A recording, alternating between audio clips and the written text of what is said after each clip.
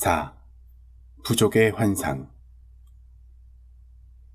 네 번째 환상은 부족이 존재한다는 것이다. 이것은 세 번째 환상에서 나왔다. 분리의 관념이 있지 않고서는 부족이란 관념이 유지될 수 없기 때문이다. 오직 하나만 있다면 그 하나가 존재 전체라면 어떤 식의 부족도 있을 수 없다. 그 하나가 모든 것이기 때문이다. 그 자체로 충분하기 때문이다. 이것이 신의 본성이다. 하지만 인간의 체험은 이렇지가 않았다. 자신이 신과 분리되어 있고 서로 간에도 분리되어 있다고 상상한다. 그러나 존재하는 건 오직 신뿐이니 어떤 인간도 신에게서 분리되어 있지 않다.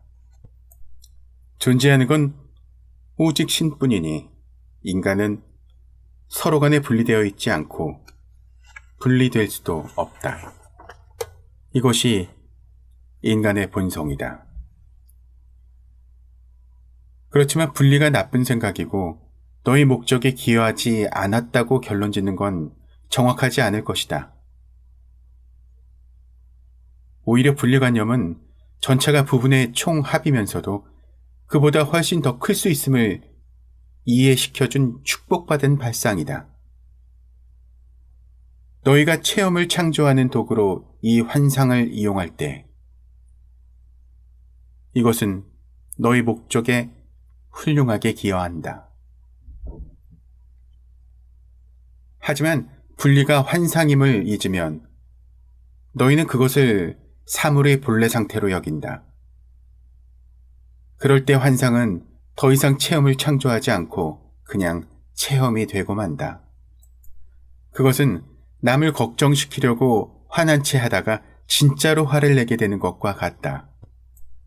아니면 누군가에게 질투심을 일으키려고 다른 사람에게 관심을 갖는 채 하다가 나중에서야 그 가짜 관심이 실제로는 진짜 마음이라는 걸 발견하게 되는 것과 같다.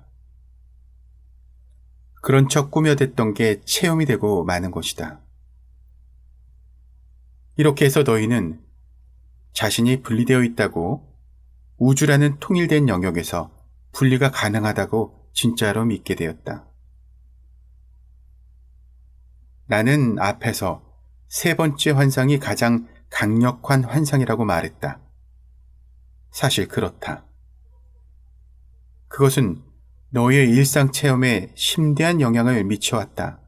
그 중에서도 가장 중요한 것은 분리에 대한 너희의 믿음이 부족이 존재한다는 발상을 낳았다는 점이다. 오직 하나만이 존재하고 자신이 그 하나임을 알고 있을 때는 부족할 수도 있다는 회의 같은 건 전혀 존재하지 않았다. 너희에게는 언제나 충분함만이 있었다.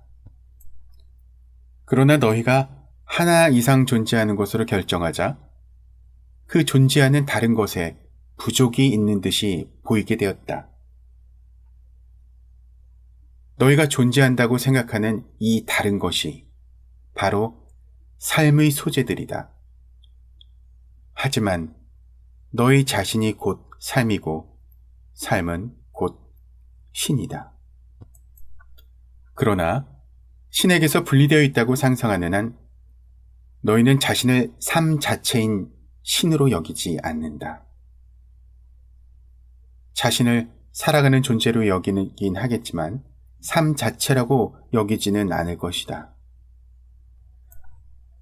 그것 자체로부터 그것 자체의 이런 분리가 소위 말하는 에덴 동산에서의 추방이다. 예전에는 영생만이 있던 곳에 이제 돌연히 죽음이 생기고 예전에는 풍요만이 있던 곳에 이제 돌연히 부족이 생긴 것이다. 갑작스럽게 삶의 여러 측면들이 삶 자체를 놓고 경쟁하듯이 보인다.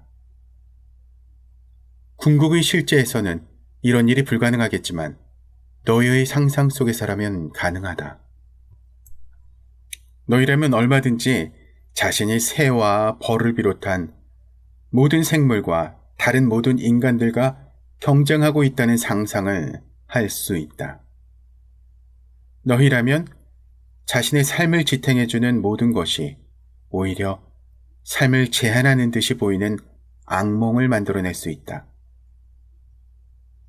그렇게 되면 너희는 실제로는 자신을 지탱해주는 것을 억누르려 얻을게 마련이다. 너희는 너희에게 통제력이 있다는 것이 통제력 행사를 의미한다고 판단해왔다. 그리하여 사실상 자연 및 자연 질서와의 전쟁을 시작했다. 과학 기술을 이용하여 너희 뜻에 따르도록 자연을 왜곡하고 비틀고 조작해왔다. 이미 자연스럽게 존재하는 자신을 체험하기 위해서 자연스럽게 존재하는 자연을 서서히 파괴하고 있는 것이다. 이미 너희가 되고자 추구하는 것, 영원하고 무한하고 모두와 하나인 것이 되었음에도 불구하고 너희는 이것을 기억하지 못한다. 그래서 좀 더 평화로운 삶을 얻기 위해 삶을 굴복시키려 한다.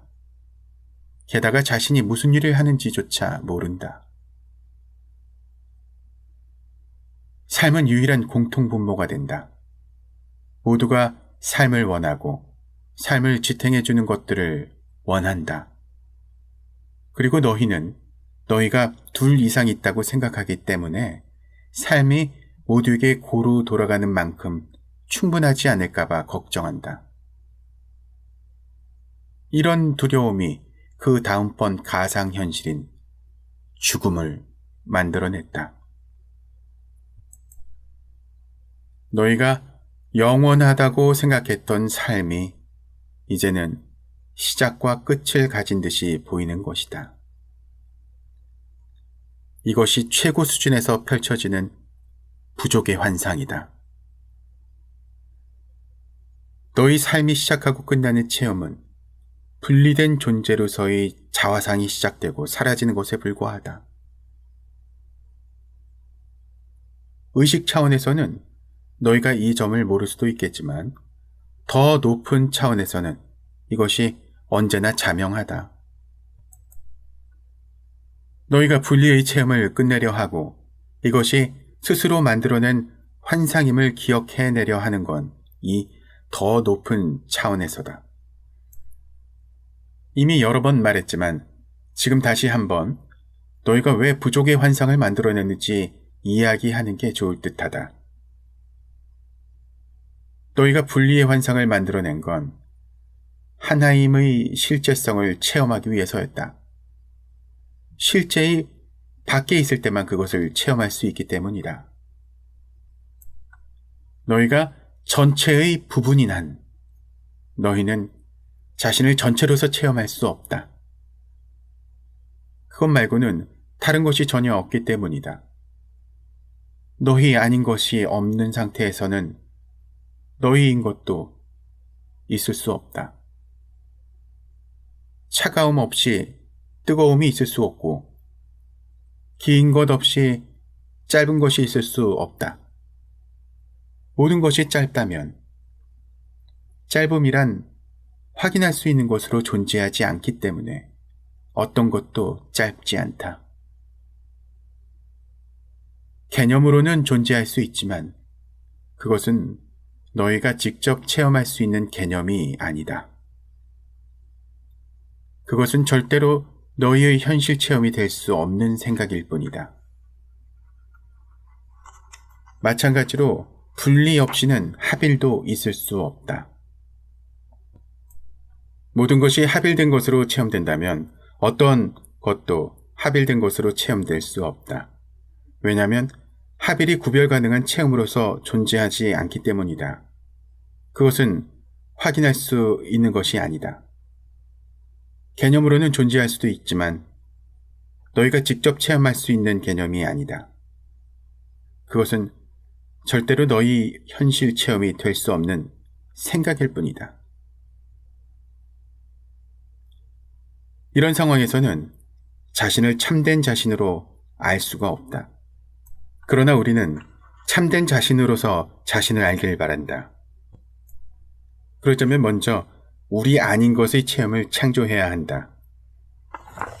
궁극의 실제에서는 이런 체험을 창조할 수 없기 때문에 환상을 통해서만 그렇게 할 수 있다.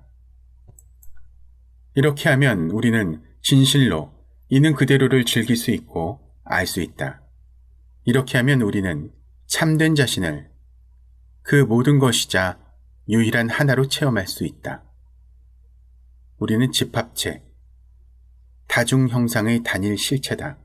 다시 말해, 단일 실체로서 우리의 영광을 깨닫고 체험할 수 있도록 다중 형상을 띠고 있는 존재다. 이상이 우리의 계속되는 대화에서 이미 여러 번 지적했던 상대성의 목적을 간략하게 설명한 것이다. 이것을 여기서 되풀이한 건 너희가 그것을 철저히 이해하여 꿈에서 깨어나도록 하기 위해서이다.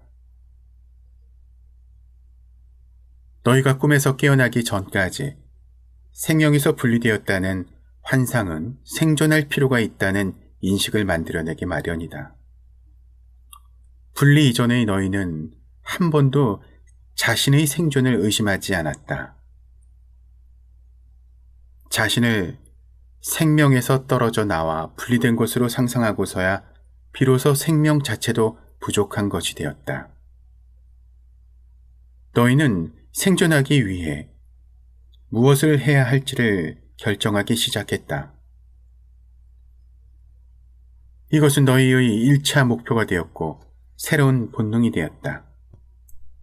다른 사람과 짝을 지는 이유가 유일한 진짜 본능인 사랑에 끌려서라는 사실을 보지 못하고 종으로서의 생존을 보장하기 위해서라고까지 생각하기 시작했다. 너희는 생존하지 못할 수도 있다는 관념의 기초에서 새로운 본능을 생존 본능이라고 불렀다. 그 관념은 틀렸다. 너희의 생존은 영원히, 아니 그 이상으로 보장되어 있다. 그러나 이 사실을 기억하지 못하기 때문에 삶의 수많은 측면들이 삶을 놓고 경쟁하고 그래서 삶이 충분하지 않다고 생각한다. 실제로 너희는 이렇게 보고 있다. 삶 자체를 놓고 자신이 다른 모든 삶의 소재들과 경쟁하고 있다고 여긴다. 말하자면 너희 자신을 더 많이 갖기 위해 너희 자신과 경쟁을 하고 있다. 그리고 부족에 대한 이 같은 너희의 믿음은 신이 충분히 있지 않다는 결론까지 내리게 했다. 삶이 충분하지 않을 뿐 아니라 삶의 소재도 충분하지 않으며 삶을 창조한 신도 충분하지 않다. 이 모든 것이 유한하기에 너희는 그것을 놓고 경쟁해야 한다. 그런데 이런 믿음이 지구와 너희 자신을 파괴하고 있다. 너희는 심지어 소위 종교라는 신을 차지하기 위한 경쟁에서도 자신을 파괴하고 있다. 신을 놓고 벌이는 정신나간 경쟁에서 때로는 문명사회 전체를 전멸시키려고 하면서까지 너희 자신을 죽이고 있다. 너희는 자신이 이런 짓을 하고 있다는 걸 인정하지 않는다. 그것을 인정하는 건 너희가 삶과 세상과 특히 신을 보는 방식이 뭔가 부정확하다는 걸 인정하는 셈이 되는데 그럴 수는 없는 노릇이기 때문이다. 그것을 인정하려면 엄청난 겸손이 필요한데 겸손은 현재 너희의 행성이나 철학이나 신학에서 중요한 부분이 아니다. 특히 신학은 그럴 수 없을 만큼 오만해져 있다. 어떤 질문의 여지도 남겨두지 않고 어떤 의심도 허용하지 않으면서 모든 답을 다 아는 듯이 행동하고 또 그렇게 천명하고 있다. 그러나 이런 믿음과 관련한 무언가가 문제를 일으키고 있다. 충분하지 않다는 관념이 단순한 경쟁 이상을 불러온 것이다. 그것은 야만스러운 억압과 묵살, 전반적인 침체를 불러왔다. 종교는 솔직하고 정직한 탐구를 억압해왔고, 정부는 반대 의견을 묵살해왔으며, 그 결과 몇 백만의 사람들이 경제적, 심리적 침체 속에 살고 있다. 이 모든 게 부족이 존재한다는 관념에서 나왔다. 충분하다면 이 모든 문제가 해결될 테니 말이다. 모두에게 돌아갈 만큼 충분히 있다고 생각한다면 더 이상의 자기 파괴적인 행동도, 자원을 둘러싼 싸움도, 신을 둘러싼 몰골 사나운 다툼도 없을 것이다. 그러나 충분함 같은 건 없다. 너희는 이렇게 확신한다. 충분한 것이 없다면 사람들은 어떻게 해야 충분히 얻을 수 있을까? 어떻게 해야 살인과 다툼이 없이 생존을 보장할 수 있을까? 네 번째 환상에서도 결함이 있는 게 분명했다. 이 결함은 부족이 존재한다는 관념이 틀렸음을 말해주는 것이었다. 그러나 인간들은 마음속 깊은 차원에서 그 환상을 포기할 수 없다는 걸 알고 있었다. 그랬다가는 대단히 결정적인 무언가가 끝장날이란 것을 알았던 것이다. 이번에도 그들이 옳았다. 그러나 이번에도 그들은 실수를 저질렀다. 환상을 환상으로 보고 그것을 원래 목적에 맞게 이용하는 대신 그 결함을 고쳐야 한다고 생각했다. 이렇게 해서 네 번째 환상의 결함을 고치기 위해 다섯 번째 환상이 만들어졌다.